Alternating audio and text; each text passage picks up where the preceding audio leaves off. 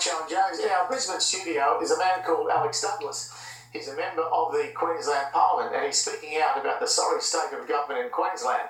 I might say never in the 42 years that I've been involved in politics have I seen any party or any individual premier go downhill in the polls the way that Campbell Newman and the Queensland Liberals have. It is quite extraordinary. Remember that when the last election occurred, Labor got 7 seats. They're now up to a magnificent 9 or 10. And yet, if you look at the polls, they're almost in a winning position. And I find that extraordinary. Well, this bloke will tell you why. He's seen it from inside and outside, Alex. Alex Douglas, welcome to the program. Oh, good night. Thank you very much for having me on tonight. It's a pleasure. Alan, I appreciate it. Now, I went up to Harvey Bay about a month ago and I made a speech up there, a couple of hundred people, and the sort of audience I had, there wouldn't have been too many Labor voters, but I tell you what, there was no popularity contest victory for Campbell Newman. Everybody talks about arrogance, absolutely everybody. Yep, arrogance is the common word. Also, if you talk to anyone in business, you'll talk about lack of confidence. You talk to anyone who's borrowing any money, the banks won't lend you any money. And if you ask them what the common denominator is, it's all Campbell Newman is probably the worst thing that's ever hit the state. And he's only been there for just over 2 years. You see, look at the polls, Alex. I was looking at this, an 8% surge towards Palaszczuk, and people wouldn't even know who she was. She's now level pegging with Newman is preferred premier. The primary vote now is in the 30s for the Liberal National Party. 78% described Newman as arrogant. 66% said he was clueless. But the only person that doesn't understand this is Newman. No, and it's interesting, Alan. It sort of gets worse. He comes out of that bunker, I said for 2 minutes, but it probably is 5 minutes every day. He makes his statement. He answers no questions. He says this is his message for the day, ignores anything that people says to him, retreats in there, and that's it. It's not just arrogance, it's ignorance personified, and he's the premier. But that's what we've got. You've got a city with one newspaper, and the Courier Mail newspaper in a comprehensive campaign to support Newman. Now, I suppose if the government advertises with them for millions and millions of dollars, if the mining industry advertises with the Courier Mail for millions and millions of dollars, I suppose the Courier Mail look at Duchessing Newman and the mining industry. But I mean, where are the public of Queensland being told the truth? Well, the public aren't being told anything other than via social media or by word of mouth. But word of mouth's pretty powerful, and certainly social media is very powerful as well, because 70% of the public don't want to listen to Campbell Newman at all. We did some research recently ourselves, and 70% won't listen to a word he said, and of that other 30%, nearly half of them will argue with everything he says. So you've got a person who over 80% of the population think he is absolutely a disgrace and want nothing further from him as a premier. We've got to wait out another 9 months just to get rid of him. I should say to our viewers that this man's great-grandfather was Premier of Queensland, and your grandfather was also a member of Parliament, I think a member for Cook. You then said recently... And Alex himself is a doctor. A doctor from... We haven't mentioned that. I should have mentioned that. Dr. Alex Douglas from the Gold Coast, City of Gavin. You said recently, summing up all of this, people are asking politicians to listen and advance the things they wish for themselves and their families, and they ask fairness. I cannot support, nor will I endorse actions taken to defeat principles that I strongly adhere to. Now, you've got this with this Queensland government everywhere. I mean, for example, where I was born, in Auckland, before the last election, there'd be no stage three. No stage three. But New Hope Coal tipped $700,000 into the Liberal National Party coffers. Within 6 months of the election, stage three is up and running. How do you feel when you look at Michael Baird in New South Wales, with members of Parliament resigning over 2,000 and 5,000 and 3,000, and this massive mess in Queensland?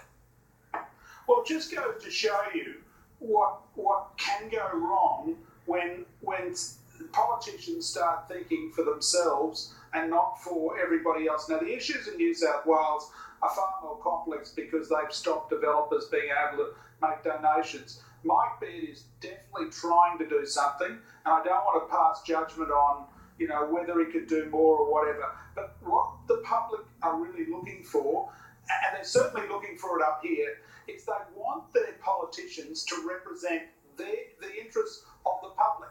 They're not really. They don't care about what the politicians' interests. They want the public interest protected first, and they're not getting it, and they haven't been getting it at least for the last 2.5 years. And I have to say, arguably across Australia, we really need to do a lot better. I mean, in every state, the public is saying the same thing. You've got a Crime and Misconduct Commission, and the person in charge of the Crime and Misconduct Commission has perjured himself. The public lied to a parliamentary committee, and Newman still has him in place. That's right. And what it gets worse, he sacked the committee, the oversight committee, and the chairman because they revealed that the chair of the then CMC, it's now called the CCC, Dr. Levy, even though he admitted that in fact he'd lied to the committee, then the Premier sacked the whole committee and the chairman, and then put his own committee in, and then reconstituted the existing committee, that committee, to actually review the other committee. So in other words, he reformed an ethics committee to review the actions of this, and then he left Dr. Levy, who'd lied to the committee and was proven to have lied, and he's still in the position. Well, let's just explain. Let's review what this is about, because this brings two strands together. Basically, Newman, the Premier, was in trouble over the bikie legislation, and he prevailed upon Levy, the chairman of the Crime and Misconduct Commission, to write a supportive story in the Courier Mail, a story supportive of the legislation. When Levy was questioned in a parliamentary committee, had he been approached by anyone in Newman's office to write the story, he said no. Well, suddenly the committee bring into examination one of the staff members who faced the risk of perjuring himself as well, and when he was asked, was Levy approached by your office to write the story sympathetic to Newman in the Courier Mail, the bloke had to say, yes, I did approach you. Now, Levy then had lied to a committee. That's right. He lied to a committee, and he's still there. Chief Media Advisor. And he's still there. But I mean, he appointed this bloke Gibson as the police minister when Gibson had a criminal record at Duntroon. The argument is that Newman knew he had a criminal record.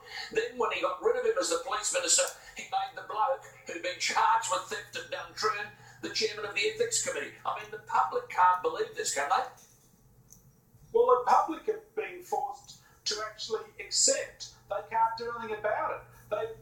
They're being told that they're powerless because the government is totally in charge and there's absolutely nothing can do. And it gets worse because what they've then done is they've said, well, we're going to reconstitute a new CCC. We're going to have a new chief executive. We won't tell you who that's going to be, but we are saying at this point in Parliament, he announced the other day that it won't be Dr. Levy, but we don't know who that will be at the moment. And immediately before that, he also then said that they were going to put in a new Chief Justice, and it's very difficult for me to talk about that, but as most people know, there were none of our Supreme Court justices or our heads of our district court judges when the new Chief Justice was the new Chief Justice, I understand, Alex, was the Chief Magistrate, had never even appeared before the Supreme Court. And so it was hardly a surprise that people would actually stand back and say, I won't attend. But that's typical. You see, he got told by everybody, didn't he? By absolutely everybody, that was a bad appointment. Well, yeah, look, it's very difficult. As you know, Richo, you've got to be very careful of when you're talking about, because we've got the separation of powers in Queensland. But it just goes to show you, it just goes to show you in Queensland, we get premiers like this, and they believe the only way they can govern is actually by pure dictatorship. Total ignorance of things like separation of powers, total ignorance of the fact they shouldn't interfere in the courts, total ignorance of the fact that we need things like what the former CMC, now the CCC, which is the equivalent of ICAC in New South Wales. And the common theme is that governments do that when they're corrupt. Absolutely. As we speak to you today or tonight, today there was a meeting in Toowoomba, allegedly to give people their say over changes to legislation. I mean, this is how bad it gets. Changes to legislation in relation to the rights of farmers. The change involves saying that we approve a mine to be built, mining to take place on your farm, you are the only person who can protest or complain or represent a concern. The neighbours can't, other farmers can't, the community can't. This is all to facilitate the whole mining industry across Queensland, wherever it might be. You've got an airport being built in Toowoomba with no environmental impact statement, no community impact statement, no compensation. The lady who lives next door, who is an intelligent former journalist who wanted to represent some concerns, she gets raided and burgled and is driven out of a home simply because she's a opponent. No one cares. It's Queensland. Exactly. And you know, for the very same reasons, that's why that one of the committee hearings that was up on the Downs today, hearing these types of matters, was suddenly disturbed by 5 or 6 women who came in and said they were protesting, and they were all dressed up as Sadie, the cleaning lady or the equivalent, and they were going to cleanse all this nonsense that's going on. They want to expose the sham that's going on in Queensland. And the committee just sat there and copped it, because you know what? They needed it. And then the government needs it, does this too. We've got to absolutely wash these people away. Let some sunlight in. Well, people need to know what's going on. But talking about wash these people away, Tony Abbott has said, in relation to those people who are shot down in MH17, that he wants to, in a dignified way, repatriate the bodies. He wants to send families to Ukraine to bring them home with the bodies of their family. In 2011, we had floods at a little place called Grantham in Queensland. 12 people lost their lives. 12 people lost their lives. Their families have no idea how it happened. The investigation was a complete cover-up. There's been no attempt. Everyone knows where the problems lay. There's been a complete cover-up. Those people have had no closure, whatever. It's yet another metaphor of the way things are operating. They are protecting their mates. They are. And every time you get situations like that in Grantham, where clearly there is something that hasn't been not so much the word cleansed is wrong. There needs to be an openness and transparent process to give not just closure, but to give some answers to people who have a legitimate right of knowing what really went on. And it is very clear there is something very odd about what went on in Grantham. And too many people know things that they haven't told people. In fact, and I think it's about time we needed to get to the bottom of that. And that's one of the issues that I'll be pursuing in the next probably 6 to 9 months of this remaining government's term as well. The trouble is, Alex, you've got so many issues to pursue. I mean, Alan's got a lot more notes here. You could go on and on. I mean, there seem to be so many scandals in Queensland. Right. My last question, with the media up there, we've heard about the Cooley Mail, but in terms of the local radio, the local television, do these scandals get coverage? No, they don't get published at all. But look, bit by bit, Richo, you're a politician, you know what it's like. Bit by bit, you can't basically hide the truth forever. And look, I'm a busy guy. I had a lot to do with the CMC. I'm former chairman of the PCMC, chairman of the Ethics Committee, although Campbell Newman didn't like me on that. But and certainly he decided he was going to mislead Parliament to get rid of me off that. But having said that, I believe I will be able to get this information to people. I think I will be able to share it in such a way that it means something to both those people who need to know about it, who were affected, and certainly the wider public at large, which is what I think people want to know. It's one of many issues, but yeah, I believe I can get all this out, and I can share it in such a way that it wouldn't matter whether they publish in the paper or not. No, that's it right. will get on That's all the right. other media outlets, and bit by bit the news just will get one out. final thing. I mean, you're right, Richo. You could go on forever. We could be here for 3 hours. But just one